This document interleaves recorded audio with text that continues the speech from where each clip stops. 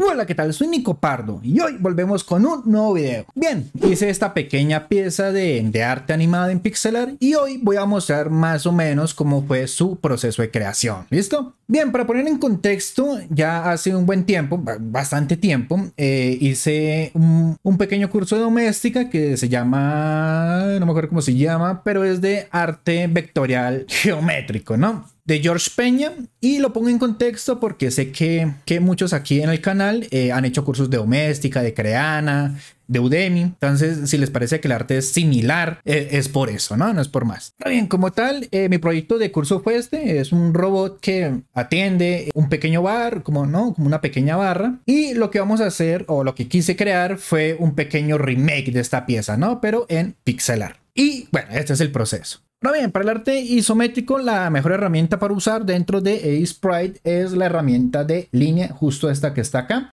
Simplemente para utilizarla, mantienes el Shift presionado y esta te permite crear como estas líneas perfectas para, bueno, una perspectiva o una vista isométrica, ¿no? Esto lo menciono porque ya había hecho un video sobre arte isométrico en pixelar y nunca usé esta herramienta y la verdad es que sí ahorra bastante tiempo, ¿no? Es solo por eso. Ahora bien, el proceso de creación, obviamente ya tenía una referencia que era mi propio proyecto de curso. Entonces tomé esto como referencia. Al final el diseño sí cambió bastante. Y esto es porque quería crear algo bastante sencillo, ¿no? Algo tal vez no tan complicado, que tal vez tuviera formas raras o formas complicadas o ángulos que se me complicaran mucho. Entonces de ahí viene su simplicidad. Se resume realmente en figuras totalmente cuadradas o rectangulares y ya, realmente no usé más figuras. Creo que no usé círculos, uno que otro círculo por ahí, pero de nuevo me dedico a utilizar formas sencillas. A medida que fui creando pues la pieza, fue que me entraron las ganas de animarlo, ¿no? Pensé, oiga, nunca he hecho una animación en esta perspectiva isométrica, ¿qué tal sería? También por eso creé figuras simples para que no se me complique mucho a la hora de animar. ¿Sí o no? Realmente esta pieza no tenía pensado animarla, pero bueno, a medida que lo fui creando, se me salió la idea de animarlo como tal.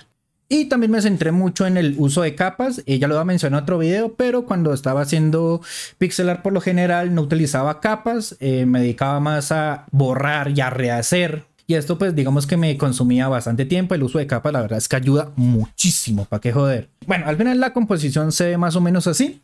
Cositas a resaltar. Ya en este punto más o menos tenía pensado qué era lo que iba a animar, cómo lo iba a hacer.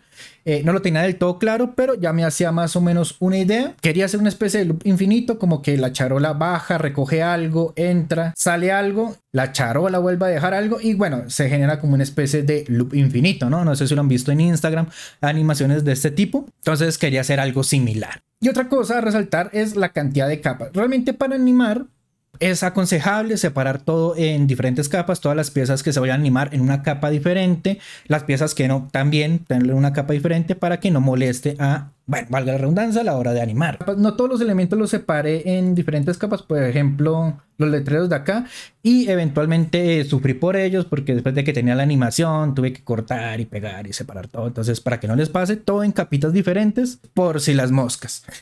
Por cierto, si ven que las capas están aquí a la derecha es porque esto se puede reemplazar o se puede cambiar la posición en este pedacito de acá. Simplemente le ponemos aquí al bottom o lo ponemos para la izquierda o a la derecha. Simplemente pues me pareció más cómodo trabajarlo acá, ¿no? Eso es todo. Bien, ya en este punto con ya todos los elementos separados, ya más o menos con la idea de qué era lo que iba a hacer, bueno, pues me pongo a animar. Ahora bien, para empezar una animación, aparte de más o menos tener claro lo que vas a hacer, lo primero es crear las poses clave. Las poses clave, ya lo he mencionado en muchos videos, son las poses principales de una animación. Ahora bien, ¿por dónde empiezo? O sea, ¿qué es lo primero que debería animar? Pues bueno, la respuesta sería ¿cuál es la animación principal de toda la composición? Como tal, yo lo que pensé, pues ya lo mencioné, que es la charola bajando, recogiendo algo, subiendo. Entonces por ahí debería empezar. Lo primero que animé como tal fue la charola de la izquierda. Bien, este proceso pues realmente lo único que hice fue empezar a crear los frames como tal e ir posicionando la charola en los momentos clave. Es decir, cuando baja, cuando sube, cuando entra en el robot, cuando se cierra la puerta y cuando vuelva a salir. Realmente estas serían las poses claves. Como tal simplemente fueron 6 poses, si podemos verlo. Ahora bien, entonces podemos ver a lo largo de la animación justamente todo lo que dije. Entonces en el primer frame la charola está en su posición inicial, en el siguiente baja, sube, entra, baja la puerta, abre la puerta y después la charola saldría. En este caso simplemente volvería a la posición inicial. Bien, entonces la animación me costó de 6 frames como tal. También hice pequeños tags acá. Los que ya han visto pues mi serie de cómo animar, por lo general la dejo abajo en la descripción. Estos tags sirven para separar animaciones, pero en este caso yo los estoy utilizando como pequeños marcadores. Y cuando yo hago la animación, para que me ignore los tags, simplemente iría acá, clic derecho, y aquí donde dice Play All Frames e Ignore Tags, ¿no? Por si no sabías, pues así se hace. Esto con el fin, pues, de que ya cuando la animación, cuando empieza a hacer las interpolaciones, empieza a añadir más frames, no se me pierdan cuáles son las poses clave. Entonces ya digamos que ya con estas poses clave ya tengo como la animación principal de todo el objeto. Aquí realmente lo que salté fue directamente hacer la interpolación o los frames de interpolación. Estos son frames que se ubican entre pose clave y pose clave para suavizar los movimientos como tal. Entonces, ¿cómo le hacemos? ¿No? Párale bolas. Técnicamente hay que coger pieza por pieza o capa por capa, intentar completar, bueno, pues estos frames que faltan entre keyframe o un fotograma clave y otro fotograma clave. ¿Cómo así? Hagamos un ejemplo, ¿listo? Bien, entonces vamos a hacer la animación que hay desde el frame 1 o desde el keyframe 1 al keyframe 2. Tenemos aquí la charola en una capa aparte y aquí lo que hay que descifrar es cómo hago para pasar de esta posición a la siguiente posición. Primero nos centramos en las posiciones. Ahora bien, cada animación varía según la intención que quieras darle. En este caso, pues, por ejemplo, le vamos a dar una intención bastante sencilla, simplemente que suba y que baje. Para esto, simplemente crearemos un nuevo frame. Aquí, un nuevo frame, new frame. Aquí siempre que creas un nuevo frame, va a copiar todos los frames que hay detrás. Entonces, ¿cómo hago yo para pasar de aquí a acá? Bastante sencillo, podemos simplemente bajarlo un poco, no tanto, por aquí, ahí. Vemos que de cierta manera ya la animación empieza a agarrar un poquito más de suavidad. Que lo quiero más suave, puedo generar otro frame y que este frame baje un poco más, puede ser. Vamos a verlo y digamos que, bueno, se ve que sube y que baja. Ya la animación pues empieza a tener algo de forma. Eso sí, ten cuidado a la hora de crear frame, no generes muchos porque ya después hacen muchas imágenes y es más complicado y más demorado de hacer. Yo máximo estoy haciendo 2 frames de interpolación. Creo que es algo con lo que se puede trabajar y funciona bastante bien. Ahora bien, yo para esta animación lo que quería era, o la intención que tengo es que la charola como tal baje rápido, baje de una forma como con odio, ¿no? Como con fuerza, del punto A al punto B, de una forma bastante rápida. Para esto en animación hay algo que se llama el smear, el smear como tal es una deformación del objeto que se anima debido a una gran velocidad. De hecho, si ponemos en internet smears de animación o smears de Disney, podemos darnos una idea de lo que es. Bien, ¿cómo funciona? Yo para esto lo que quiero, o sea, como quiero que voy a quitar esos frames primero, lo que quiero es que el movimiento de acá a acá sea bastante rápido. Lo único que hice fue duplicar, o bueno, crear un nuevo frame. Y como la animación realmente va a ser rápida, yo necesito que ya en el siguiente frame, es decir, en este de acá, ya esté abajo. El problema es que de aquí a acá el movimiento es muy rápido y por eso usamos el smear. Ahora, en vez de deformar toda la cacerola, realmente un smear puede ser bastante sencillo, simplemente con un color bastante claro. Podemos crear una especie de estela. Yo hice una estela en los 4 bordes para describir el movimiento, de esta manera.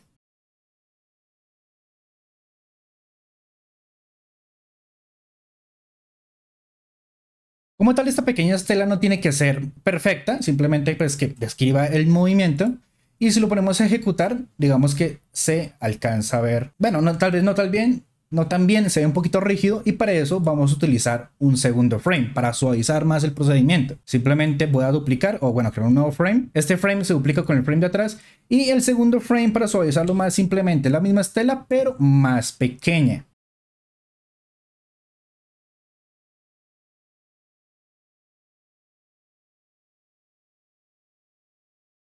Y digamos que de esta manera podemos conseguir un buen smear. También apliqué otros principios como puede ser el squash and stretch, en este caso en la charola. Técnicamente me dice que las cosas se aplastan y se ensanchan, mejor dicho, debido a un movimiento o a un impacto como tal. En este caso yo lo que hice fue un squash and stretch un poco fallido. Lo ideal sería que como el movimiento va de arriba hacia abajo, se aplaste de arriba hacia abajo y se ensancha a los lados. Es decir, la cacerola se ensancharía tanto en X como en Y y se aplanaría en Z, ¿no? Z sería este de acá. Aquí yo siento que me equivoqué, eso es debido a que nunca había trabajado con 3 coordenadas a la hora de animar, entonces bueno, pero de alguna manera salió bien. Yo lo que hice fue aplanarlo en X y Y, es decir, aplanarlo de los lados, de unos lados, por ejemplo, de esta manera, aplanarlo. Una buena manera de aplanarlo en esta perspectiva es, como vemos, son 2 píxeles hacia un lado y uno hacia arriba. Podemos hacer esto, 2 a la izquierda, 1 hacia arriba. Lo ensanché o lo hice más corto de la otra parte de la misma forma y lo ensanché, digamos, en la otra coordenada de esta manera. E intenté completar pues los huecos que me quedaron ahí medio mordidos, ¿no? Más o menos así es como se ensanchan las cosas. Simplemente lo desplazas y rellenas los espacios vacíos, ¿no? O reconstruyes un poquito la pieza. Podemos ocultar un par de capas ahí como para saber que lo que estamos viendo.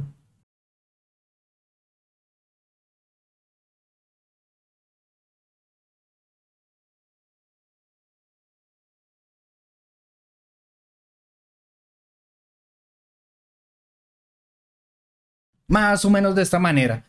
Como resultado, funciona, no es el squash que esperaba, pero se siente que la charola como que vibra o tiembla a la hora de golpearse con el suelo o con la mesa en este caso. No era lo planeado, pero funciona, ¿no? Digamos que a veces las cosas funcionan y me salió bien en este pedazo. Bueno, digamos que ya la animación completa de la charola se vería más o menos así. Entonces, este es el primer frame. Los 2 siguientes frames, que fue lo que expliqué. Aquí pues hay una transformación.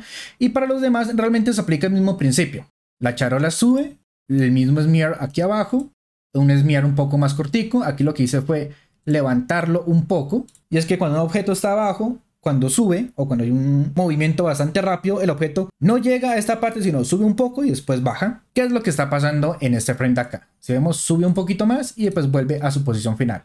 Más allá de eso, pues son los mismos principios. Tenemos el smear otra vez, un smear más corto. Aquí lo que hice fue achatarlo un poco. Aquí, pues bueno, las animaciones son bastante sencillas. Aquí simplemente está bajando la compuerta. Veo que no hay mucho que explicar acá. Vuelve y sube la compuerta. Simplemente dupliqué estos frames. Y en el último frame, donde vuelva al primer frame, porque estamos haciendo un loop, nada, le hice más de los mismos principios. Un smear más corto. El elemento va un poco más a la derecha y después vuelve a su posición inicial, ¿no? Y de hecho podemos ver cómo se vería ya con la interpolación de frames y digamos que una sin interpolación de frames a la derecha.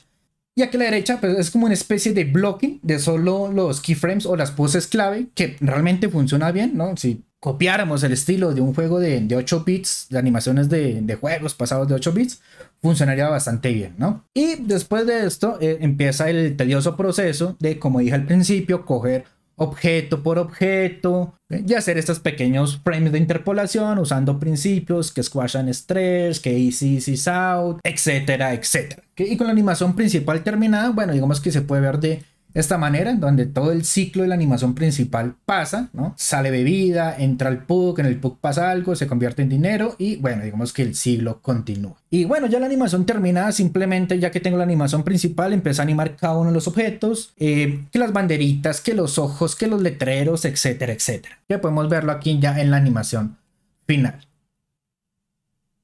Y ya por último, lo que hice fue crear un pequeño background que fuera más o menos con el objeto, con los colores. El background, no, eso sí no le hice animación porque pues no estoy loco. Bueno, no, el background creo que es importante a la hora de exportar. Y bueno, eso fue como el último paso que hice. Al final, pues bueno, todo se vería, lo que hemos visto en Instagram, los que me siguen en Instagram, en TikTok, se vería de esta manera.